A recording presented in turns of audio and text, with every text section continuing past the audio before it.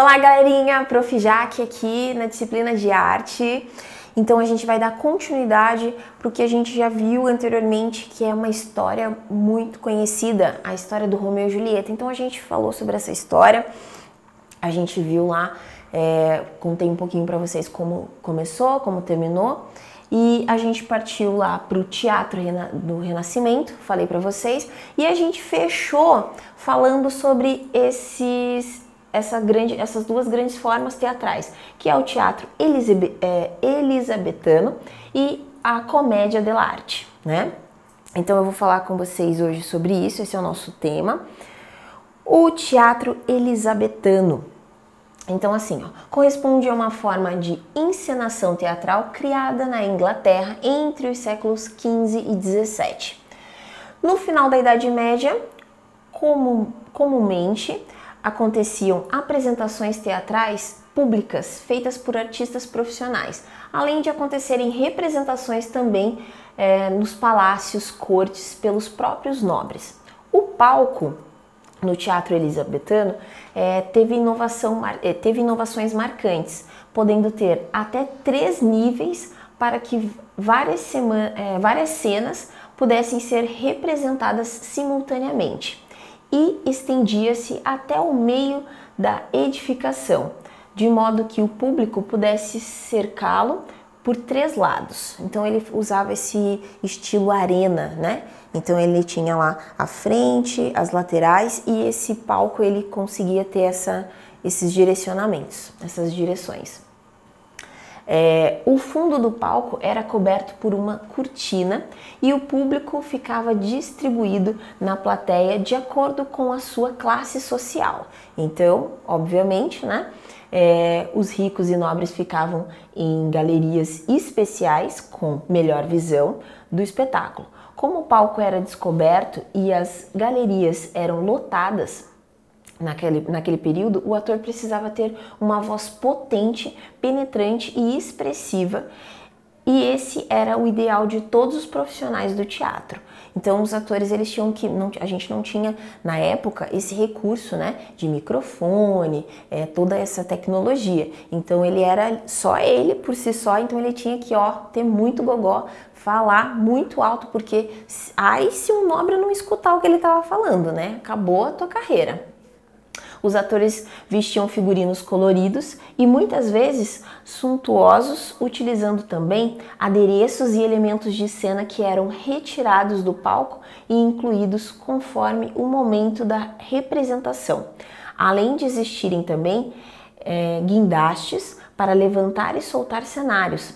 Shakespeare não dispensava seu uso, incluindo nas mudanças sons de trovões para abafar o som da máquina e causar mais emoção na plateia.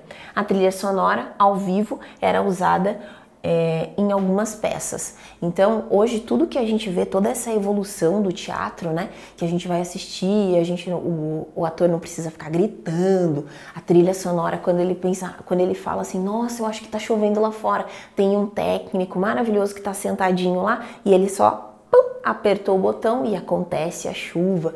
Então os sons ele vai ajudando a ambientar a peça, que na época eles faziam tudo no muque, todo mundo colaborava para que a peça acontecesse, guindaste, corda, imagina todo mundo suando e a atriz e os atores assim plenos, nada acontecia, nada abalava eles. Por mais incrível que possa parecer, atualmente no teatro elisabetano, 2 formas de encenação aconteciam mescladas e com grande eficiência, as simultâneas e as sucessivas. Nas simultâneas, vários cenários eram apresentados ao mesmo tempo no palco. Nas cenas sucessivas, cada cenário aparecia no momento em que estava sendo utilizada para o desenvolvimento das cenas. Durante esse período, todas as peças, antes de serem apresentadas, eram submetidas ao mestre de cerimônia ou a um órgão responsável por fiscalizar e censurar histórias que apresentassem críticas muito severas à nobreza e aos costumes da época. Então, mais uma vez, o que acontecia? A arte ela era meio que podada, eu não podia falar exatamente o que eu pensava, né, na minha peça lá, falar alguma coisa sobre política, sobre religião, sobre pensamento, né, o posicionamento, sobre a mulher, ou coisas assim. Então tinha um fiscal, né, esse mestre de cerimônia, ele ficava sabendo, a gente tinha que apresentar para eles essa peça antes, e daí ele falava assim, ah não, tá legal, tá bem bacana, acho que vai gostar. Na verdade, a dica é, faça peças que dê privilégios para a nobreza, que daí tava tudo certo, passava bem tranquilo pela inspeção. Durante o período de todas as peças, esse daqui a gente já falou, os artistas censurados se apresentavam apenas em clubes nos quais os poderes da coroa não interferiam. Foi apenas em 1968 que a Rainha Elizabeth II aboliu a censura teatral no Reino Unido. Um dos principais dramaturgos desse período foi William Shakespeare. Então a rainha chegou e falou assim, ah não, mas tá muito sem graça, só isso, só falando tudo que eu quero, tudo que a nobreza quer, não tem graça, eu quero me divertir, eu quero ver o pensamento do povo em relação a mim. Daí ela foi lá e cortou isso da censura, deixou todo mundo fazer o que quer no teatro, não o que quer. Tem as restrições também, por exemplo, numa peça que é mais destinada para um adulto, ela não era direcionada para uma criança, né? Então isso até hoje acontece, a gente tem mas não é uma censura de tema, eu ainda posso me expressar, posso utilizar o tema que eu quero, porém a gente tem que direcionar para adultos ou para crianças dessa forma. Então ali tem uma imagem, né, do teatro. Reparem aqui, ó, como é que funciona esse teatro. É bem essa ideia, ó. Ele é como uma arena, ele é coberto ali atrás. Tá vendo essas galerias ali? Essas galerias, elas onde ficavam os nobres, né? Quem tinha mais dinheiro, quem tinha mais grana, mais condições. Então, ó, aqui a gente tem um pequeno texto falando sobre William Shakespeare, 1564 a 1616. Morreu certamente jovem, assim, pensando, né, num ponto de vista atual. Shakespeare foi um famoso escritor, poeta e dramaturgo inglês no teatro elizabetano. Entre 1590 e 1594, escreveu sua primeira peça, A Comédia dos Erros. Nesses anos, ainda escreveu 154 sonetos e, em 1594, tornou-se um membro de uma companhia teatral muito famosa na época. Todas as suas obras foram muito importantes para a história do teatro e da literatura. Suas tragédias, suas comédias e seus dramas históricos influenciaram toda a produção literária e teatral posterior a ele. Suas obras mais conhecidas são Romeu e Julieta, que foi aquele que a gente comentou, Macbeth, Hamlet, o Rei Lear, o Otelo, o Mercador de Veneza, a Megera Domada e o Sonho de uma Noite de Verão. Esse aqui é bem famoso, tem filme, tem também balés relacionados, né, inspirados. Aproximadamente em 1610, voltou à cidade em que nasceu, onde escreveu sua última peça, A Tempestade, em 1613. Então esse textinho aqui falando um pouquinho sobre William Shakespeare. E olha só uma estátua dele ali, uma escultura. Super pensador. Muitas histórias de amor. Existem muitas histórias de amor no cinema, na televisão, no teatro, a gente falou isso, na verdade é muito forte no capítulo todo, a relação do amor com a arte, né, com todas as artes. A maioria delas foi criada por alguém que se utilizou da imaginação e escreveu, mas existem as histórias de amor que são baseadas em fatos reais. Muitas vezes são tão especiais que se transformam em filmes, músicas, novelas, poesias, livros e teatros.